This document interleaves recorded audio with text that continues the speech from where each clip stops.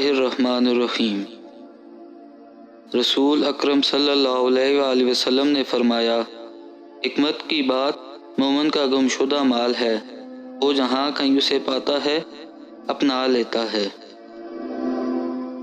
مظلوم کی مدد یہ ہے کہ اسے ظالم سے چھڑایا جائے، اور ظالم کی مدد یہ ہے کہ اسے ظلم سے باز رکھا جائے۔ کسی انسان کے دل میں ایمان اور حسد اکٹھے نہیں رہ سکتے۔ ہر ایک سے نیکی کرو، خواہ وہ نیک ہو یا بد۔ جو شخص بغیر اجازت اپنے بھائی کے خط کو دیکھے وہ آگ کو دیکھے گا۔ حلال اشیاء میں سے جو چاہو کھاؤ اور پہنو، لیکن اس میں دو چیزیں نہ ہوں، اسراف اور تکبر۔ حق ہمسائیگی چاروں طرف 40 گھروں تک ہے۔ جو خدا تعالیٰ اور قیامت پر ایمان رکھتا ہے اسے کہہ دو کہ پڑوسی کی عزت کرے۔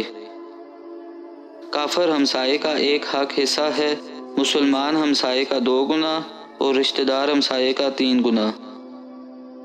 وہ شخص جو بڑوں کی عزت اور چھوٹوں پر شفقت نہیں کرتا وہ میری امت میں سے نہیں۔ پیٹ سے بڑھ کر کوئی بدترین برتن نہیں۔ جو شخص اس بات سے خوش ہو کہ لوگ اس کے لیے تعظیماً کھڑے ہوں وہ اپنا ٹھکانہ آگ میں سمجھے۔ جزاک اللہ۔